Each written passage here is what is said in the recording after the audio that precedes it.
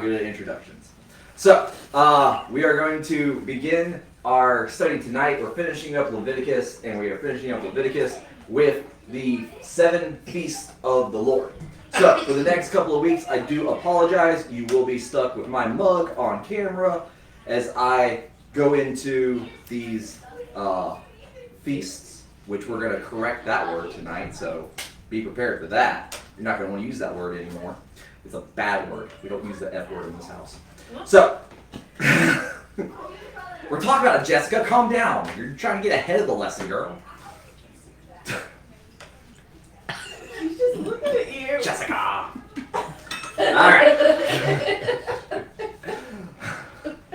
So, we will begin tonight with talking or reading Leviticus chapter 3, verses 1 through 2. Take it away. Leviticus 3? 23, 1 Yeah. and 2. Even with their heads, I'm still. Sorry. Yeah, I got it. Oh, sorry. We'll see what your translation says, because some of the translations do say it. James. Okay.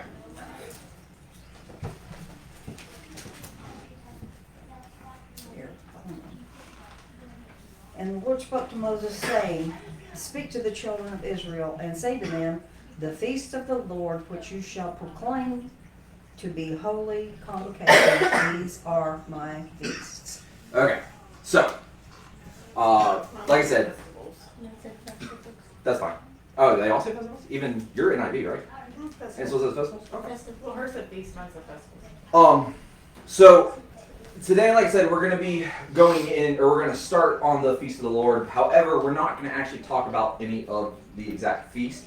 I got to kind of do a little bit of a setup before we actually get into the individual feast. So we're going to first begin with an overwhelming topic, and that is the Hebrew calendar, which is what this is.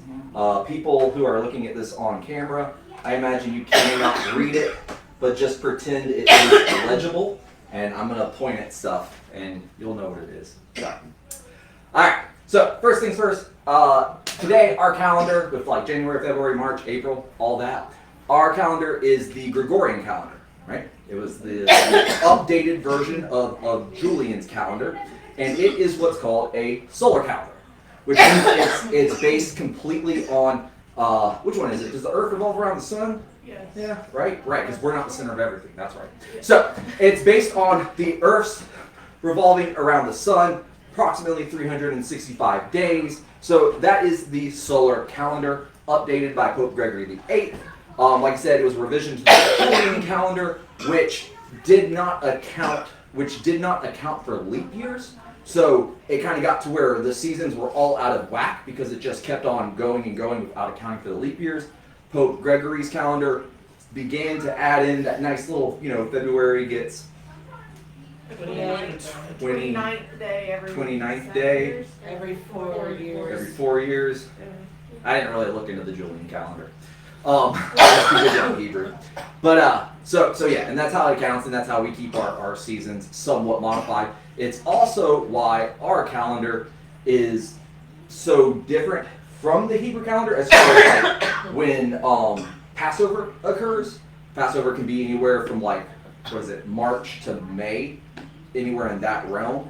And it's just because of how our calendar works with just the one leap year thing in February. So, the Hebrew calendar, however, is a lunisolar calendar. And that means that it's a combination of the lunar cycles for the months and the solar cycles for the years. So, with each new moon, that is, for the Hebrews, that would be a new month. So whenever there was a new moon in the sky, that would be the beginning of a new month. So it would be Tishrei, and then the new moon would be, I'm going to butcher these names, by the way. I'm going to call it Jacobin. Where's my guy? Just trust yourself. You got this. Okay.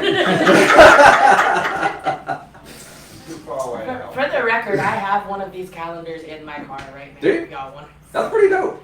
It's probably more legible than this, too. like this coming year's one.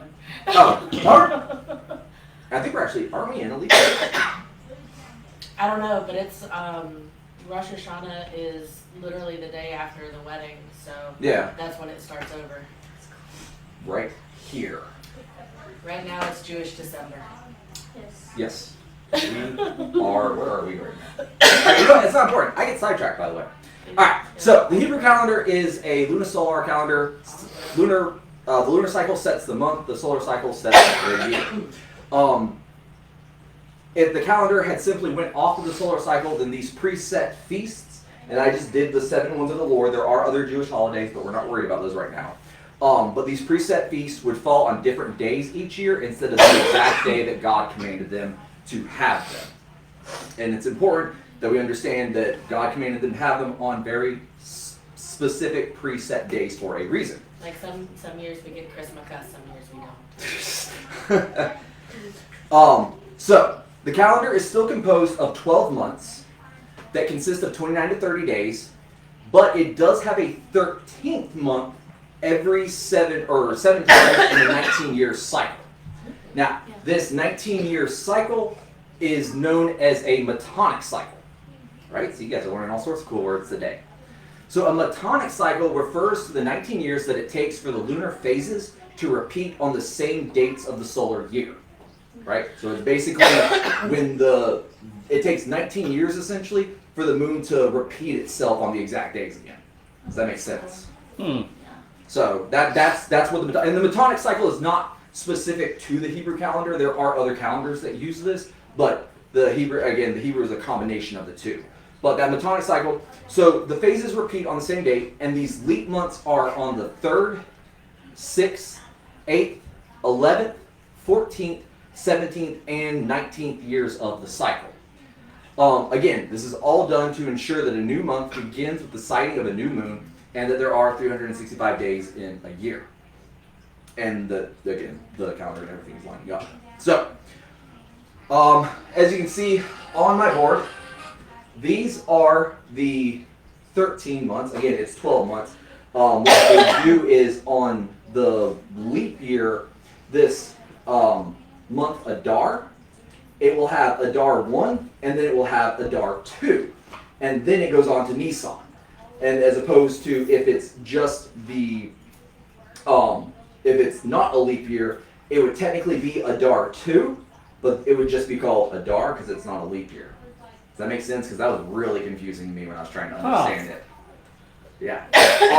When you look at the days, you can kind of see what I'm talking about. So Shabbat goes from anywhere from our January 1st to our January 30th is when Shabbat can potentially start. And Shabbat would end on our January 30th or our February 28th. So if it's a leap year, Adar 1 would begin on January 31st and run to February 12th. And it would end on March 1st to March 12th. Whereas, and then Adar 2 would take over for February to March, ending in March or April. And then if it's not, it would just run from the January 31st to the March 12th in Nisan. Again, super confusing, I know, but it's just how that leap year worked out. So, and you can kind of see in the days, this is how many days are in each month. 30 days in Tishrei, 29 to 30 in Chekvan, 30 to 29 in Kislev, 29 in Tevet, 30 in Shavat, 30, and then see how it goes 30 to 30. That typically wouldn't, because it would be an alternating cycle. So it would be 30 to 29, 30, 29, 30, 29, 30, 29. Does that make sense? Yeah. Yeah? Everyone feeling good about that? 13 months on a leap year, and it's literally just there. It adds that extra month so that the lunar cycle is able to continue. Because if it wasn't, then the lunar cycle would be off with the holidays. See, this makes sense to me because of how people have always said how because of the extra days of months, some months, like if we didn't have those and we done like a straight, like, what was it, like straight 30 days, then we'd have a 13th month. Yeah. So that, yeah. So, alright, so that's how the days work. And again, so like Tishrei is the Jewish New Year. That is where Rosh Hashanah is, right? That begins on September 5th or October 5th and can end on anywhere from October 4th to November 3rd is when Tishrei can start and end, and that is the Jewish New Year, right? That's where Rosh Hashanah is. Now, down here we have Nisan, right? Nisan can run anywhere from our March 12th to our April 11th as a starting date, and it can end on our April 10th or our May 10th, again, depending. This is why Easter is always so messed up every year as to where it's going to end up, because Nisan is where Passover is. Now, this is the beginning of the Jewish year. Again, notice that it starts in September, not our January. And then Nisan, this is what's called the ecclesiastical year. And it's called that because month, ecclesiastical month. And that's because this is the month with the holidays that they begin to count down the days to the next feast. All right, so it's, let me read off how I wrote it. With this, we can see that the Jewish New Year, Rosh Hashanah, is in Tishrei, September to November, but the ecclesiastical New Year is in Nisan, March to May. The ecclesiastical New Year is the month that the festivals are counted from, as it begins with Passover. All right. Again, I know this is really confusing, and it was very confusing to be able to explain. But are you guys somewhat tracking on it? Mm-hmm, mm-hmm, Okay. mm-hmm. And again, this is important so that we can understand how important these feasts are. So, one last thing about the Hebrew calendar is that it runs from the beginning of recorded time, so from Adam to Eve, to present day. So this year, right now, is the year 5785. Okay? Because it runs from recorded time to, so when Adam and Eve came up, to our present day. Alright, so everyone clear as mud on the calendar and have just like a grasp of understanding how it works. Okay? So with that, we're going to go back to our verse. Kayla, would you mind reading Leviticus 23, 1 through 2 one more time? And spake unto Moses, saying, Speak unto the children of Israel, and say unto them concerning the feasts of the Lord, which ye shall proclaim to be holy convocations, even these are my feasts. Okay. So what we're going to do now is we're going to kind of go through this verse, and we're going to look at some of the words in Hebrew so that we can kind of begin gaining greater understanding about these feasts. So first, these feasts were huge. Obviously, they were the appointed ones, so all of the Hebrews made sure to keep these feasts. Josephus, who is not a Christian, he had it recorded in one of his letters that there was approximately, at the time, about 600,000 people in Jerusalem, and there would be around 2,500,000 sacrifices in one singular day on these feasts.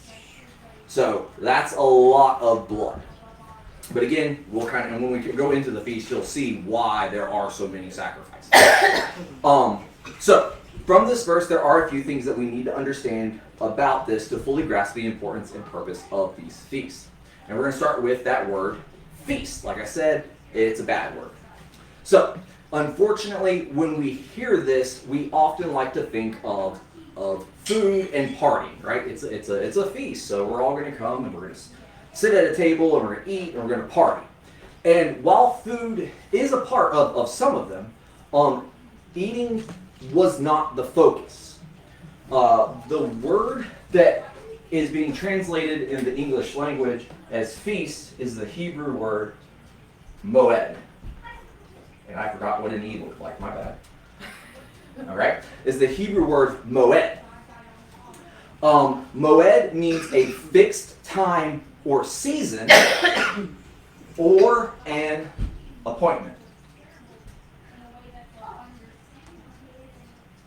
So that is what the Hebrew word actually means, is a time season or an appointment. These are the appointed times of the Lord. It's not the Hebrews or the Israelites, but it's the appointed times of the Lord.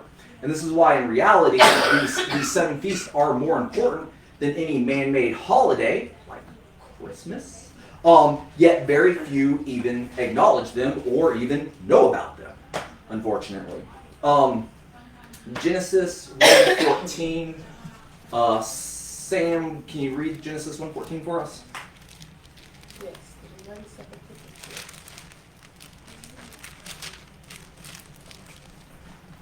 You said Genesis 1:14. Yes, chapter 1, verse 14, please. And God said, 14, right? Yes, verse 14. And God said, let there be lights in the vault of the sky to separate the day from the night, and let them serve as signs to mark sacred times and days and years. Okay, so yours is cool. I like that yours actually said sacred signs and or sacred times and days and years. It's interesting when you look at the Hebrew calendar and the fact that it is a lunisolar, and you literally have in the account of creation God talking about both the sun and the moon being used as what we are able to keep track of the signs or the seasons. And that word seasons is again the Hebrew word moed. So those lights, the sun and the moon, were put into the sky for us to keep track of the signs and appointments, right? And what is an appointment, right? If you have a doctor's appointment, that's the time that you're expected to be at the doctor's office so that you may see them and whatever health needs you need is met there. So, feast is kind of a misnomer. Appointment or appointed time would be a better word to use. Next, holy convocations. This is a weird one. How many people know what a convocation is? The gathering of religious people. Yes. Well, yes. Yes. But it's not a word. It's not a word that we often use in our language today. So The Catholic Church uses it. that is true. The Catholic Church does use it. So actually, if there are any Catholics watching, they probably know exactly what I'm talking about. But it just means a gathering, right? And a holy, it's a holy gathering. However, in Hebrew, it is the word mikra. It's a fun one to say. And I know I'm saying that one right because I watched the video. Mikra. And it does mean a public gathering. It does mean a public gathering, but it also means, and this is kind of interesting. You can look this. You can fact check me in the Strong's. What are those called? Concordance. You can fact check me in the Strong Concordance, but they also mean a dress rehearsal. So let's think about that for a second. These are appointments. Moed. These are appointments set by the Lord to be mikra, dress rehearsals.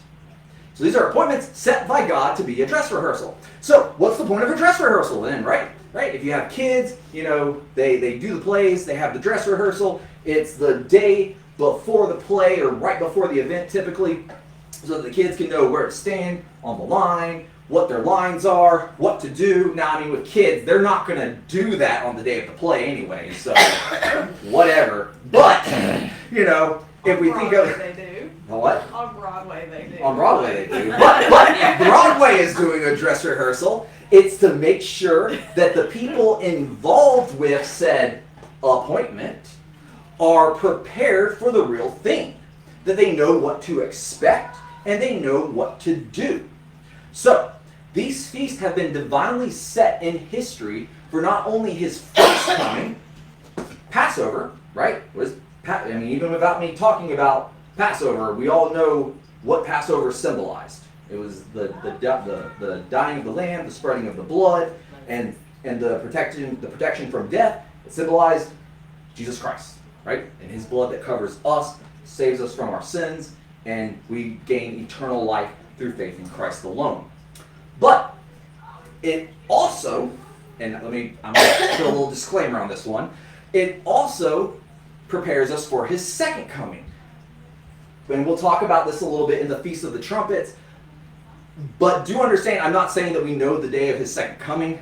The Feast of the Trumpets one is about the return of the Lord, though. I'm not saying that, without a doubt, the Feast of Trumpets is going to be when Christ appears in the sky. That's not what I'm saying. But that one is about his return, so most likely it's going to be after that day, whenever we get to that. never will get to that point in history. So, dress rehearsals, being prepared, making sure we know what to expect. So now if we backtrack a little bit, right? It said that say unto them concerning the feast of the Lord, which ye shall proclaim to be holy convocations. So we're going to look at that word proclaim. In Hebrew, it is kara, right? So it's the Hebrew word kara, which comes from the word mikra, and it means to call out to them that are bidden. I'm just going to write call out. And it's not like, Eddie, you're screwing up. It's not like that kind of calling out. It's calling out. It's more of a like, hey, you're invited. You need to be at this. Come to this. Make sure you're there. Right? So we're proclaiming, kind of like we proclaim the good news of the gospel, right? So that people know about Jesus, so that they have an opportunity to accept him as their... the town crier. Yes. Whatever reference that is. No, like the person who The goes, historical.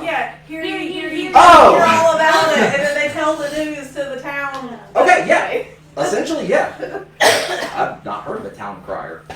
What was the full phrase that you said? Call out those that have been what? Call out to them that are bidden. Oh, I thought you said bitten. No, bidden. Bidden. I'm like, Invited, brought in. okay. So this is something that was supposed to constantly be told to people. For reference, we can look at Matthew chapter 22, verses 3 and 4. Bree, do you want to read that one? Matthew what? 22, verses 3 and 4.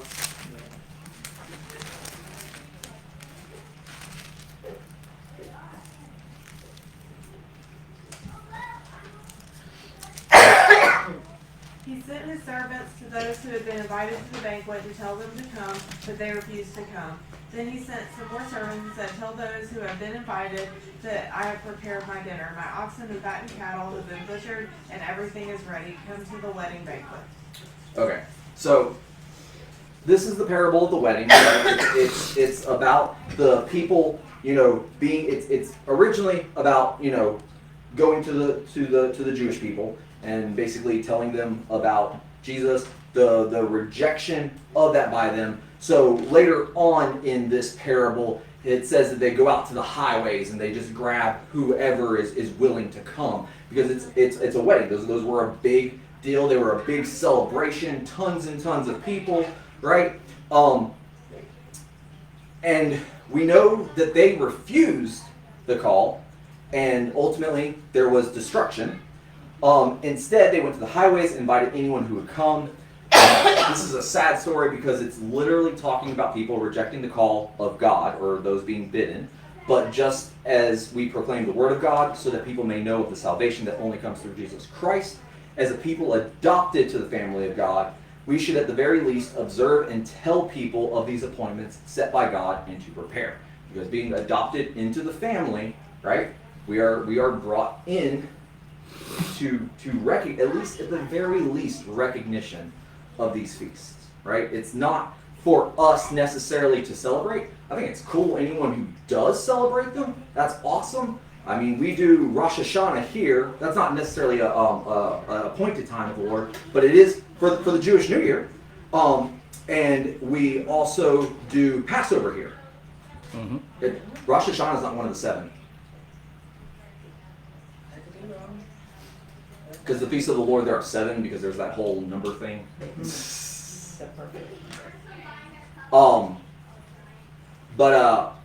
So we should at the very least observe them, because they are important, and they are dress rehearsals for something else to come. As we go through these next couple of weeks and we break down each one of these appointments, you're going to I'm going to highlight for you what how they celebrated that appointment, or how they performed that appointment, and what it was then, and what it foreshadowed in the coming future. Because each and every single one of these has a very distinct purpose, and that is why they had to be on very specific days. One other thing I want to just kind of throw out there that's kind of cool. This month right here, of Av, right? The month of Av. It runs it can start anywhere from July to August, and in anywhere from August to September. What's interesting though is there are a lot of big events that occurred in Jewish history on the month of Av, right? Historical events that happened in the month of Av. First big one is destruction of the first temple in 586 BC. This occurred on the month of Av, in the month of Av. Destruction of the second temple in 76 CE, month of Av. The fall of Batar, which was the last stronghold of the Bar Kokhba rebellion, and Batar fell to the Romans, marking the end of the revolt, month of Av. Expulsion and massacre of Jews from England, 1290, month of Av. And also the expulsion from Spain in 1942, month of Av. The outbreak of World War I, which led to the Holocaust and the beginning of deportation of Jews from the Warsaw Ghetto, 1942, month of Av. There is a specific day that they recognize in the month of Av that is a day of mass mourning. Because these massive events in Jewish history all occur in the exact same Jewish month, which is kind of freaky when you think about it, but at the same time, we also know that God doesn't do anything without reason.